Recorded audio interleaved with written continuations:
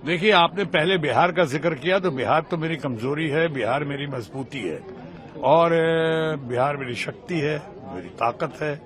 तो आपने बिहार के बारे में कहा, या कोई बातें हुई हैं जो लुभावना लगी, जो अच्छी लगी, बढ़िया लगा, वो अच्छा लगा मुझे कि जाहिर एक साथ साथ ये भी महसूस होता है कि चुनाव की घड़ी है, तो कहीं वही सोच कर तो चुनावी बजट पेश नहीं किया गया और खासकर बिहार को फोरफ्रंट में लेके।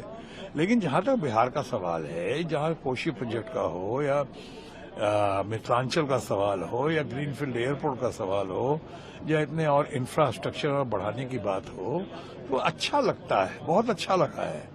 लेकिन क्या इतना ही काफी है? क्या बिहार में उन्होंने पहले कितनी बड़ी बड़ी स्पेशल पैकेज की बात की थी, क्या हुआ उसका? इस बजट में भी उम्मीदें थी। क्या हुआ जो बोली लगाई थी बिहार की? 50,000 करोड़ दूं, माननीय प्रधानमंत्री जी ने कहा था कि 1 लाख करोड़ दूं, 75,000 करोड़ दूं, 1.5 लाख करोड़ दूं।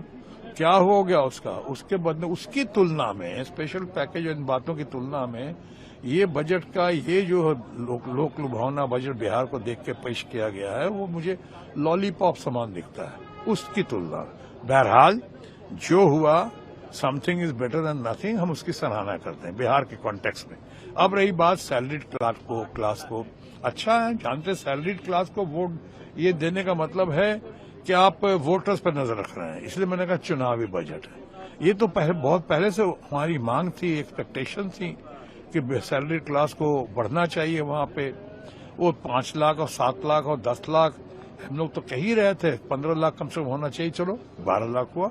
हम उसकी प्रशंसा करते हैं सीतारामन जी की भी और प्राइम मिनिस्टर ऑफिस की, पीएमओ की, जिसने ये बजट बनाया है, prime minister honourable prime minister Narendra Modi के गाइडेंस में, हम उसकी तारीफ करते हैं। लेकिन बिहार के मामले में आप कहें तो थोड़ा डिटेल्स देना, बहुत जगह नहीं डिटेल्स दिया है, वहां डिटेल्स नहीं दिया गया है। सैलरीड क्लास के मामले में सैलरीड क्लास तो वाकई सबसे ज्यादा सफरिंग या सबसे ज्यादा कंज्यूमर्स या सबसे ज्यादा जो कंट्रीब्यूशन अगर देश के ग्रोथ में आता है तो वो सैलरीड क्लास का आता है, वो मिडिल क्लास का आता है, पुअर क्लास के साथ साथ सबसे ज्यादा चाय भी वही पीते हैं, सबसे ज्यादा तादाद भी उन्हीं के पास है। इन लोगों को मिला के 50% जीएसटी तो वो देते रहे हैं, हमारे 30-40% से ज्यादा पुअर हमें देते रहे हैं। जो धन्ना सेठ हैं, बड़े बड़े लोग हैं, वो तो हार्डली 3 या 4% देते रहे हैं। तो उनके लिए जो किया गया वो बहुत अच्छा किया गया, हम बहुत इससे सराहना करते हैं कि आपने सैलरीड क्लास को दिया।